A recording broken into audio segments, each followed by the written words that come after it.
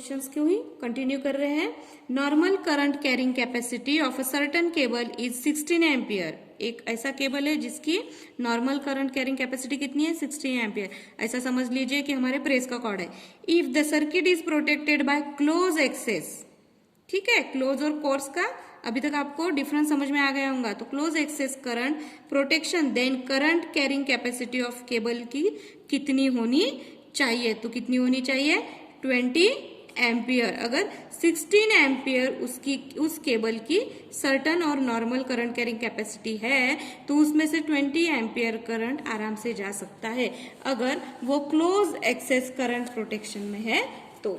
Next question, as per ISI code regulation the load in each branch lightning circuit is not permissible more than कितने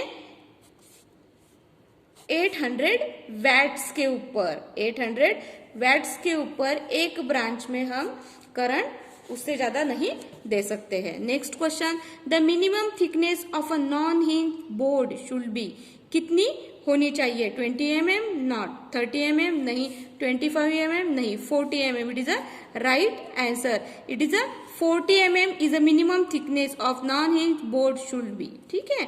next question, the distance between clips in a horizontal run shall not be exceed, the distance between clips, दो clips की difference कितनी होनी चाहिए, किससे ज्यादा नहीं होनी चाहिए, 20 सेंटीमीटर, 10 सेंटीमीटर, 15 सेंटीमीटर, 5 सेंटीमीटर, तो कितनी होनी चाहिए, 10 सेंटीमीटर, उससे ज्यादा नहीं होनी चाहिए। Which type of wiring is suitable for multi-storage building? Multi-storey building में कौन से प्रकार की वायरिंग होनी चाहिए, tree system, ring system, distribution system, ring main system, तो कौन सी सिस्टम होनी चाहिए, ट्री सिस्टम। मल्टी स्टोरेज, ये हमेशा बहुत बार पूछा गया क्वेश्चन है। Tree system of a wiring is suitable for multi storage building. हमने देखा एक ही आंसर है लेकिन ये क्वेश्चन दो टाइप से पूछे गए हैं तो थोड़ा ध्यान रखिए। Name the type of cable use for cleat wiring. Cleat wiring के लिए सबसे अच्छा केबल कौन सा होता है, weather proof cable, lead sheathed cable, vulcanise Indian rubber, मतलब VIR टाइप का केबल किसके लिए यूज होता है, क्लीट वायरिंग के लिए। What is mean by cleat wiring, अगर हमारे घर में कैमराज हमने इंस्टॉल किया है, CCTV वगैरह है, तो जो जिस वायर से लिए जाते हैं उससे और जो टाइप यूज की जाती है वायरिंग के लिए उसे क्लीट वायरिंग बोला जाता है, ठीक है। 25, क्लीट shall be fixed at a distance not greater than, जो क्लीट का डिस्टेंस होता है वो कितना होना चाहिए, 65 सेंटीमीटर नहीं, 55 सेंटीमीटर नहीं, B 60 सेंटीमीटर। यस, दो क्लीट जो होती है यू शेप की क्लिप होती है, उसे छोटा सा खिला होता है, उसे क्लीट कहा जाता है, PVC क्लीट। तो कितनी होनी चाहिए, दो क्लीट का distance 60 centimetre. It is a right answer. Which type of system is suitable for petroleum product factory, अगर पेट्रोलियम प्रोडक्ट की फैक्ट्री है तो कौन से टाइप की वायरिंग सिस्टम यूज की जाती है, metal conduit factory, batten wiring, PVC conduit wiring and PVC casing capping wiring. Metal conduit wiring type इस फैक्ट्री में ये यूज होती है। Cables are drawn through the pipe are terminated the system of a wiring is called, उसे क्या कहा जाता है, कौन से पाइप के अंदर से वायर्स निकालना, PVC केसिंग केपिंग नहीं, टीकवुड बैटन वायरिंग नहीं, टीकवुड केसिंग केपिंग नहीं, कॉन्ड्यूट वायरिंग, उसे कॉन्ड्यूट कहा जाता है। जो मेटल पाइप होते हैं या फिर PVC पाइप होते हैं उसे कॉन्ड्यूट कहा जाता है जिसमें से हमारे वायर्स रन होते है। The radius of a band use in a conduit wiring should not be less than, उसका रेडियस 7.5 सेंटीमीटर से कम नहीं होना चाहिए। It is a right answer. The radius of a bands used in a conduit wiring should not be less than 7.5। ये band होते हैं इस तरीके से, जो दीवार में हम वायरिंग रन करने के लिए यूज करते हैं, टैपिंग देने के लिए यूज करते हैं, तो उसका जो डायमीटर होता है, उसका जो रेडियस होता है वो इससे कम नहीं होना चाहिए 7.5 सेंटीमीटर से। Next question, the threads of a conduit pipe in all cases should have a length of range. कितनी होनी चाहिए? 10 to 20 mm नहीं, 12 to 25 mm नहीं, कितनी होनी चाहिए? 11 to 27 mm होनी चाहिए, 11 to 27 mm। Pitch for a blade for cutting heavy gauge conduit pipe. Pitch कितनी होनी चाहिए ब्लेड की? पिच मतलब क्या होता है? जो ब्लेड होता है 1 सेंटीमीटर के अंदर कितने टीथ आएंगे? तो 1.0 mm, 1.0 mm। What is the wall thickness of 25 mm heavy gauge metal conduit pipe? कितनी होनी चाहिए वॉल थिकनेस उसकी? 1.80 mm, 1.80 mm wall thickness of heavy gauge metal conduit, 1.80 mm। Next question, the best suitable fish wire to be used in a conduit run is GI wire। किसके लिए use होता है? GI wire। What is the main disadvantage of a PVC casing capping wiring system?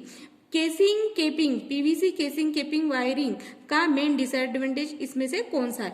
More cost, difficult to locate the fault, it require frequent maintenance नहीं, it is inflammable and risk of fire. It is a flammable, वो क्या होता है?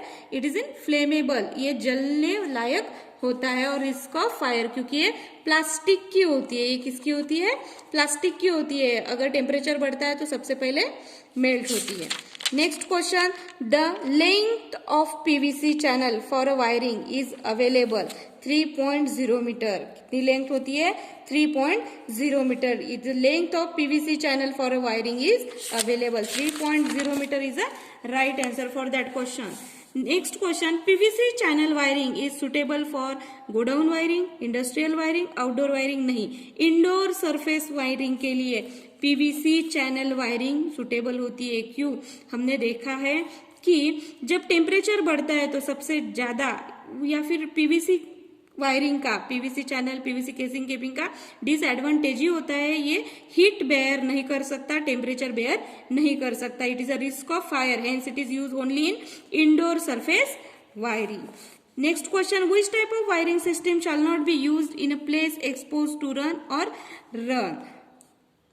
ऐसी कौन सी wiring system है जो जहां पर सन और रेन, पानी और सूरज का डायरेक्टली कांटेक्ट हो तो यूज नहीं की जा सकती है? Cleat wiring, metal conduct wiring, none of the above.